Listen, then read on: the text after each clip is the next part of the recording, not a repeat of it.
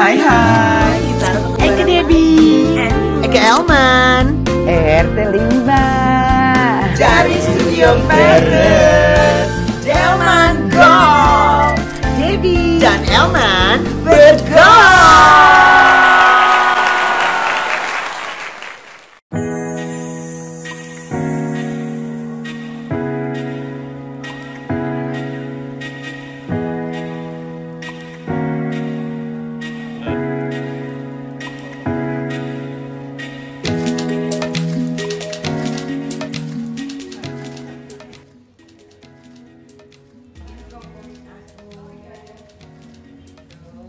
Yeay, kita harus sekarang di Sindang. Kita sekarang di sini Mawar, Makassar, Shanghai. Makan siang. Yeay, Makassar apa sih? Sop buntut apa tuh? Sopai buntelan. Yeay, apa sih? Ini teriyaki. Dagangan teriyaki. Dagangan teriyaki. Daging Oh. teriyaki. Pakarena nasional putih rice. pakai nasi putih. Ini apa ini? Ini apa? Eke Caesar salad, Sa. Oh, bahasa Inggris. Ember sama kentang besar. Tadi Mas Roy kentung. Mas Roy tadi udah Makassar Apose. Hainan. Nasional Hainan, say. Jangkar lupis ya, mampar-mampar ke Sindang, say, La Bodega. Iya. Bodega. Top, sop buntutnya.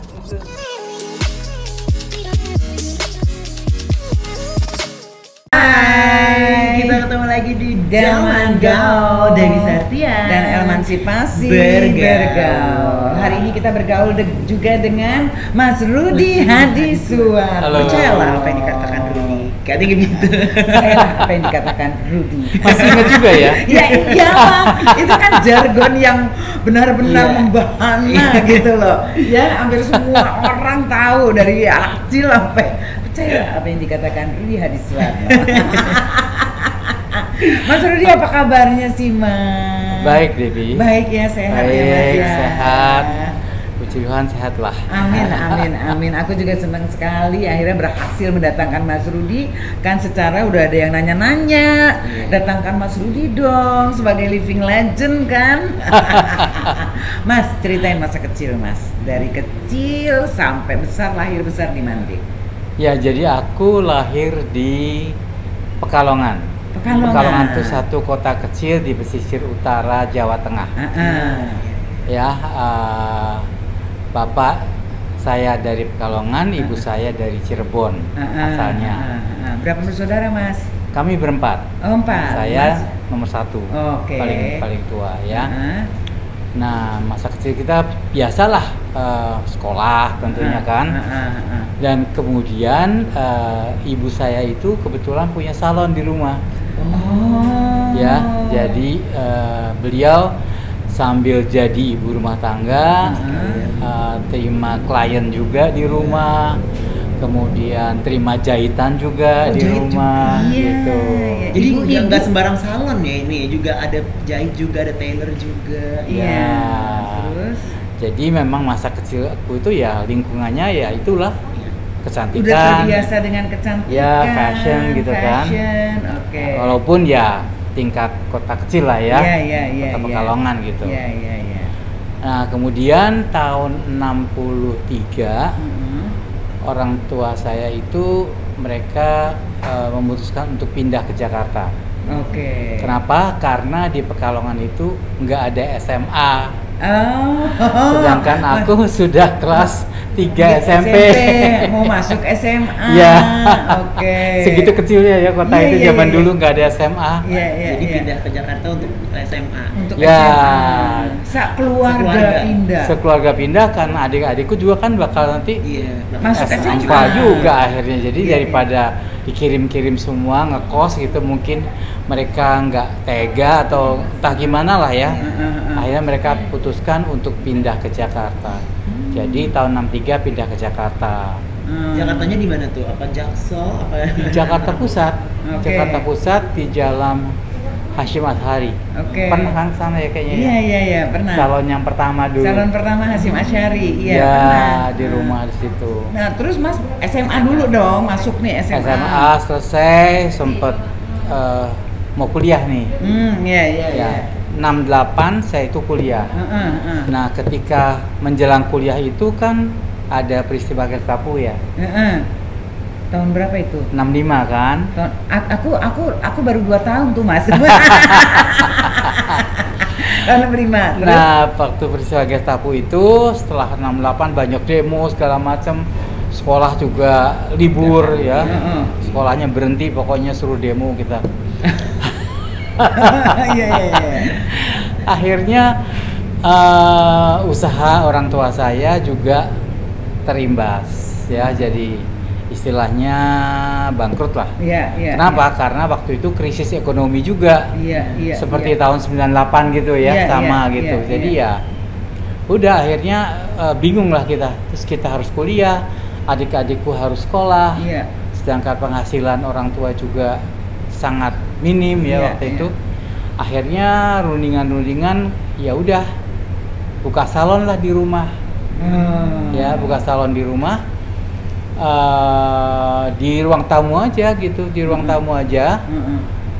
Pakai meja rias mamah dari kamar dibawa ke ruang tamu. Kemudian mulailah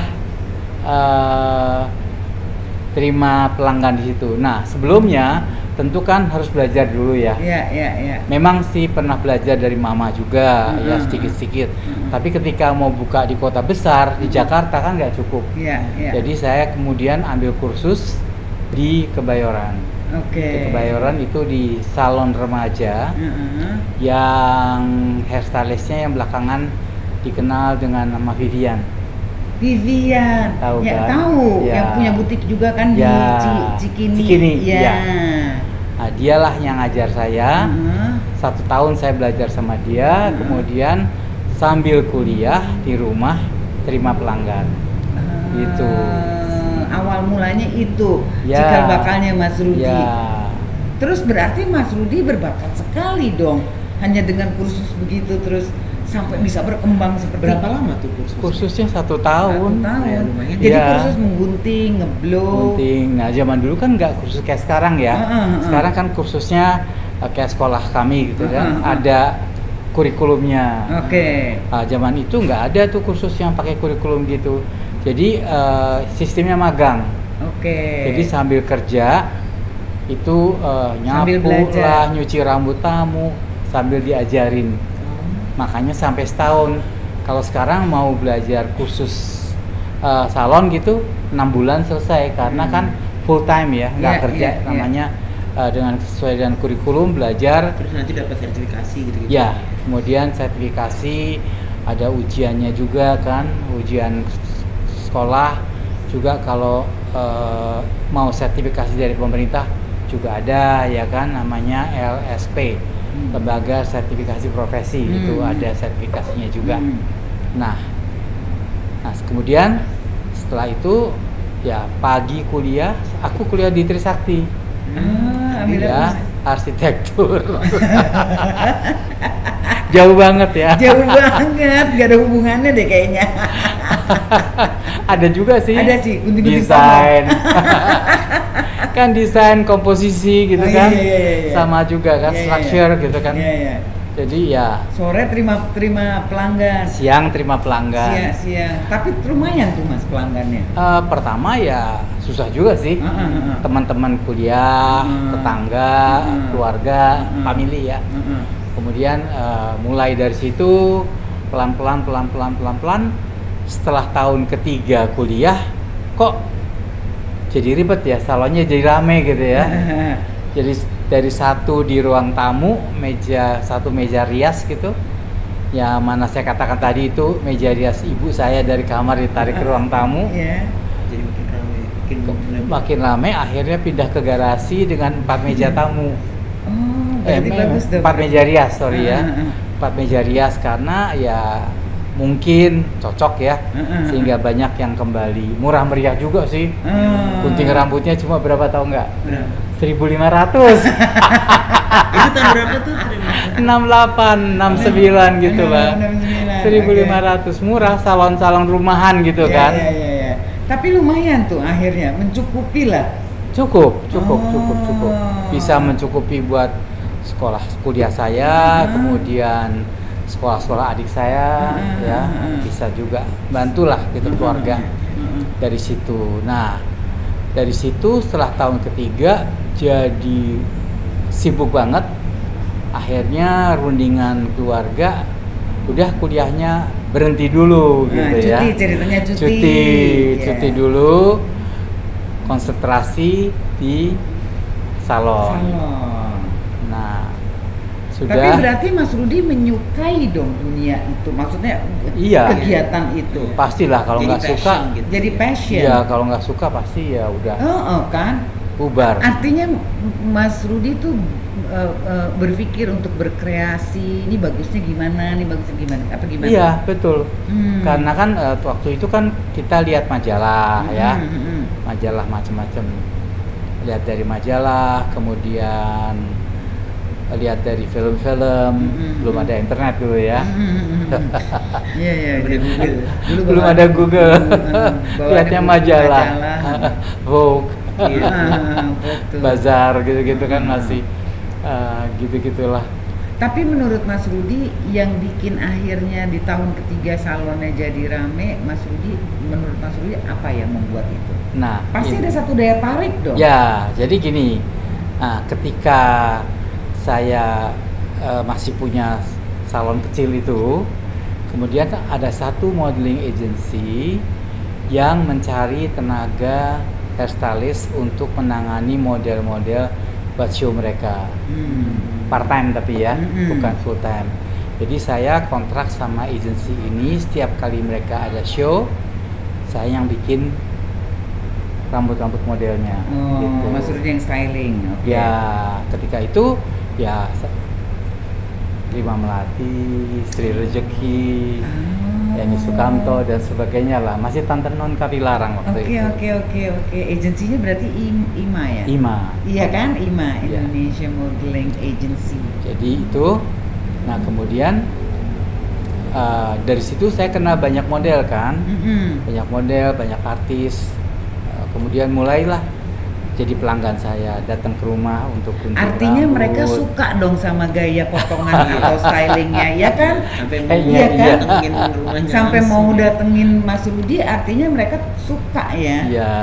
Berarti Mas Rudi punya touch dalam Ada Ya. keunikan sendiri gitu ya.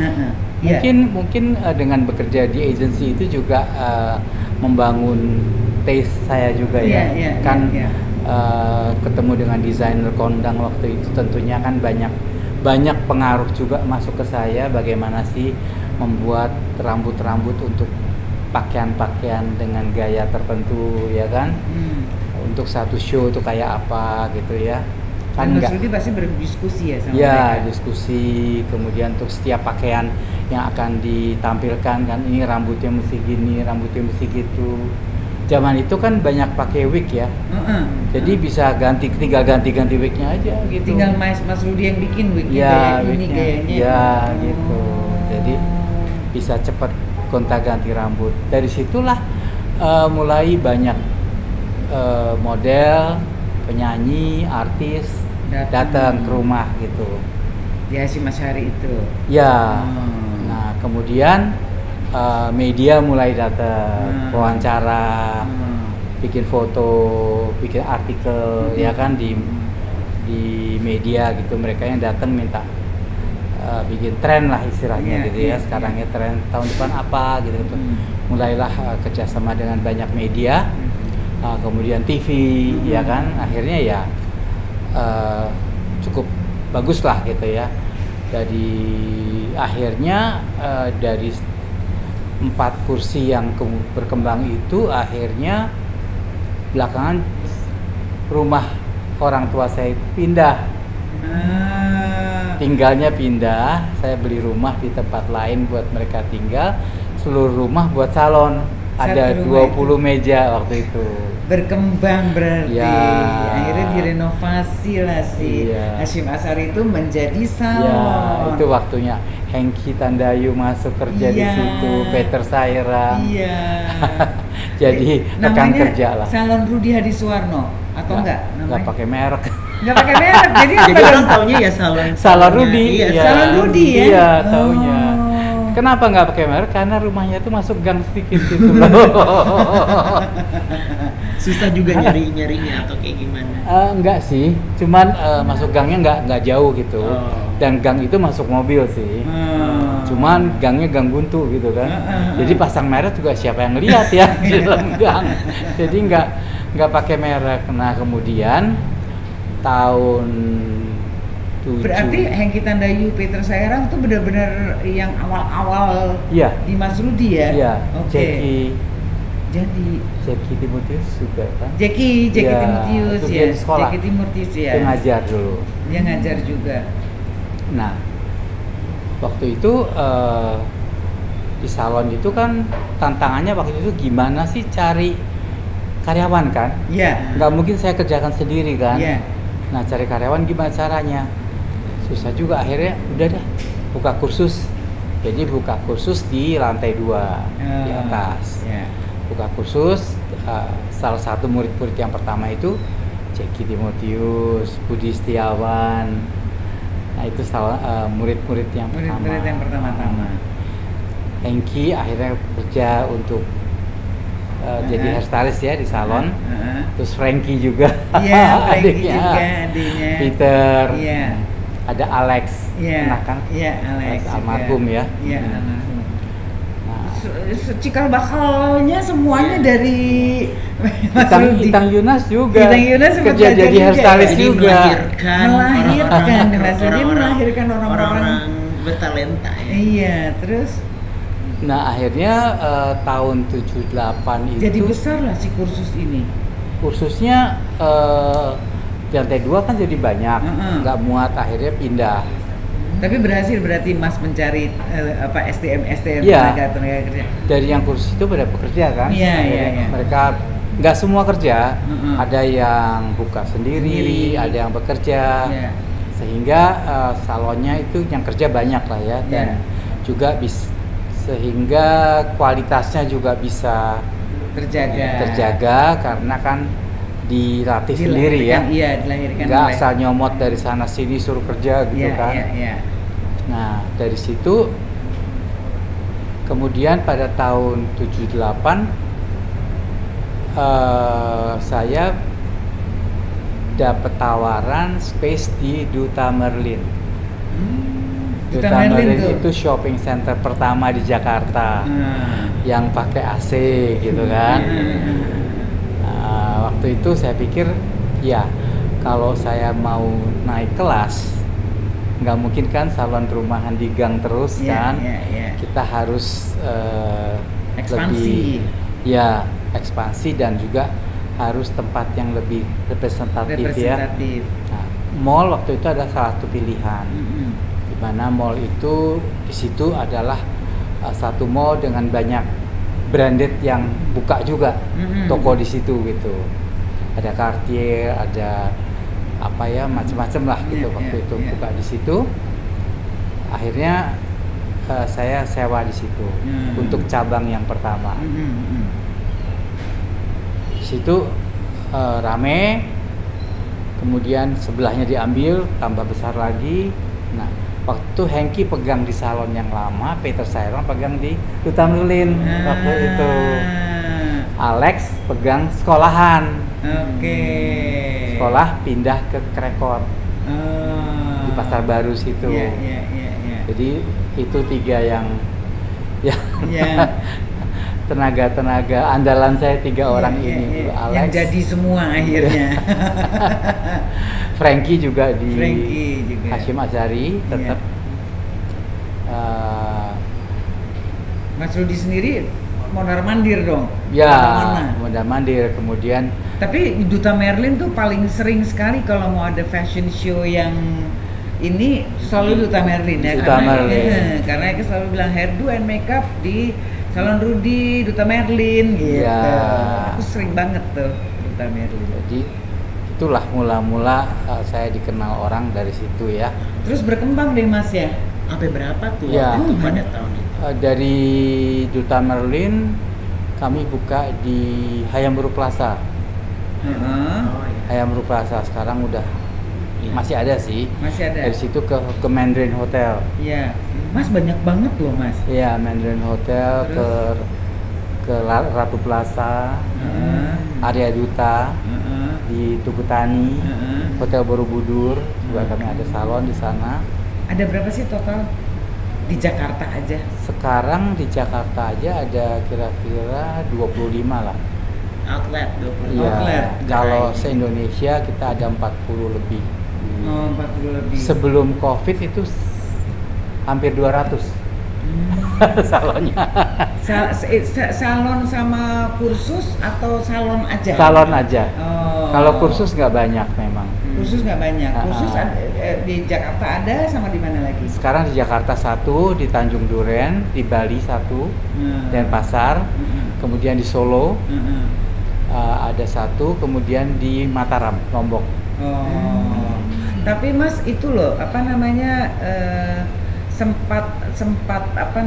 sempat beredar info bahwa semua jebolannya kursus Rudi Hadisuwarno itu pasti oke. Menurut Mas Rudi, apanya kurikulumnya Apa berhasil? ilmunya apa yang dikasih Ilmu apa gitu, Mas? Ya, saya kira pertama kurikulum ya. Kurikulumnya, Kurikulum, kemudian sistem pelatihannya. pelatihan. Sistem pelatihannya memang betul-betul anak-anak itu dituntun step by step. Dari mulai nggak bisa apa-apa sampai cara pegang gunting seperti apa, cara berdirinya bagaimana, kemudian cara pegang sikat blow, pegang hair dryer seperti apa, dan semua itu betul-betul dibimbing sampai mereka bisa menguasai semua aspek dari hairdressing itu dengan benar gitu. Berarti kurikulumnya tuh kayak disusun sendiri dong. Saya susun Wow. karena sebelum saya buka sekolah Iya. ada kursus lain tapi nggak ada yang pakai kurikulum. Iya. Kebanyakan itu kebanyakan ya kayak tadi magang ya. Sebelumnya. Ya. Berarti Mas pikirkan sekali ya kebutuhan yang Kualitasnya dibutuhkan untuk Iya. untuk menjadi seorang hairdresser yang minimal udah Iya. Untuk jadi hairdresser yang bisa berkembang, bisa punya ide, bisa mendesain sendiri, bisa menyerap ide dari luar, tentu hanya basicnya yang harus kuat. betul. Nah, sekolah kami ini memang sangat mementingkan basic yang kuat. Basic yang kuat. Dengan basic yang kuat, dia bisa mengembangkan diri mereka. Betul. Satu sama lain nggak mungkin persis sama pekerjaannya, Iya. tapi dengan basic yang kuat mereka masing-masing punya ciri khas sendiri dan berkembang sendiri-sendiri. Betul, berkembang sendiri. Jadi basicnya semua sama, harus kuat. Masalah taste yang akhirnya menjadikan seseorang itu benar-benar punya ciri khas. punya ciri khas, gitu ya Mas ya. Ya. Terus akhirnya Mas dari salon-salon tadi akhirnya berkembang ke bridal juga. Ya, itu ibu saya sebetulnya. Oh. Ibu saya kan memang yang penjahit ya. Nah, dia yang terima bridal. Beliau yang pegang baju, saya yang rias, saya make up, saya bikin hairstylingnya, dan bukan hanya baju-baju buatan ibu saya, desainer-desainer yang lain juga kalau bikin baju pengantin kebanyakan saya yang rias, seperti Peter C, kebanyakan pengantinnya saya yang pegang, Jadi semuanya Tante ya. Non juga. Berantenan juga ya. Iya. Gitu. Jadi ada periode waktu yang Rudi Hadisuwarno ini produktif banget ya Mas ya. 80 sampai sekarang masih, tapi tahun produktifnya artinya 80 sampai 2000-an kayak Mas ya. Ya, Lebih yang saya aktif terus. yang aktif terus Ya, ya. kemudian saya berkeliling dari kota ke kota untuk memberikan seminar. Iya. Ya kan, itu untuk apa sih? Untuk sharing dengan teman-teman hairdresser lain dari seluruh Indonesia kan. Bagaimana sih hairdressing yang benar itu seperti apa? 1 tahun kami bisa keliling ke 20 kota. 20 kota untuk memberikan Untuk seminar-seminar seminar. itu. Terus Mas ngelihat perkembangan sekarang seperti apa kalau menurut Mas Rudi? Sekarang luar biasa sih. Luar biasa ya. Ya, apalagi sekarang ini kan informasi sangat cepat ya, Iya, sangat dapetin ya. mudah didapat karena kan melalui sosmed, internet, ya sehingga apa yang terakhir, apa yang terbaru di luar negeri juga bisa langsung dapat informasinya, bisa juga mengikuti kursus-kursus online sekarang. Nah, kursus online, Mas. Menurut Mas Rudi kan masih ada nih kursusnya sekarang yang offline nih. Ya, yang offline yang datang langsung. Online juga ada saya. Oh, Online juga ada. Ada. Tapi seberapa efektifnya? Nah, gini, kalau belajar basic memang harus offline. Harus offline. Online itu sangat bermanfaat kalau orang yang sudah punya basic bagus, basic kuat. Jadi dengan melihat, dengan mendengarkan penjelasan, mereka akan bisa mengikuti. Gitu. Tapi basicnya harus sebaiknya juga tetap offline. Tetap ya? offline. Kalau Karena basic online, kurang dapat ya karena karena harus ada touch-nya, prakteknya, iya. harus gimana sih pegang gunting yang bener, Iya. pegang sisir yang bener gitu. Jadi Mas Rudi masih tetap ada nih kursus offline-nya Masih. untuk yang basic Masih. itu. Nah, yang di online itu apa yang udah Pasarnya adalah yang orang sudah buka salon, yang sudah punya salon, yang ingin memperdalam. oke. Gitu. gitu. Ingin tahu gimana sih stylenya Rudi Hadisuwarno untuk tahun ini, Iya, apa saja. Nah itu Di kita buka kursusnya kursus Mas online. Rudi ini selalu ngikutin tren apa emang punya kekhasan sendiri? Apa juga ada yang baru nih kita pelajarin juga? Ada dua. Jadi ada yang basic. Basic itu apa? Untuk mereka yang pernah belajar rambut tapi dengan basic yang berbeda. Ya, misalnya belajar di kursus mana di kota Padang misalnya gitu ya. Mereka pengen tahu tekniknya Rudi seperti apa, metodenya Rudi seperti apa, itu bisa ambil yang basic. Tapi karena mereka sudah experience, dengan lihat aja mereka bisa mengikuti dan belajar basic di situ. Tapi juga kami punya kursus-kursus yang advance yang selalu ikut tren. Tiap tahun itu berkembang karena tren tiap tahun kan ada ya. Jadi setiap tahun saya selalu membuat satu koleksi tren terbaru dari haircut, sanggul, makeup. Gitu. Nah, itu juga dibuatkan kursus online-nya. Online-nya juga dibuatkan. Di samping itu setiap 2 bulan kami ada seminar online. Di sekolah kan, jadi ada offline-nya kecil sih 35 orang maksimum, tapi langsung itu live jadinya dengan Zoom. Itu biasanya ikut sih 300 orang, 200 orang Yang ikut pesertanya. Ya. Masih sering nggak sih Mas hairstylist competition kayak gitu-gitu? Sekarang kompetisi ada, cuman nggak sebanyak dulu ya. Perasaan dulu waktu aku masih model sering banget. Ya, sering juga, saya sering bikin kompetisi kan Iya dulu. kan? Cuman sejak COVID ini memang belum.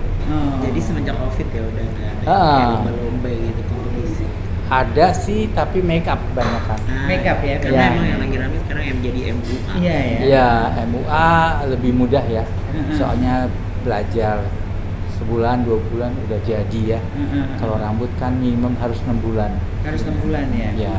Oke. Dan lebih ribet lah belajarnya gitu, lebih mahal juga uang sekolahnya. Kalau rambut. Masih ada harapan-harapan Mas yang Ya. dalam kaitannya dengan dunia hairdresser.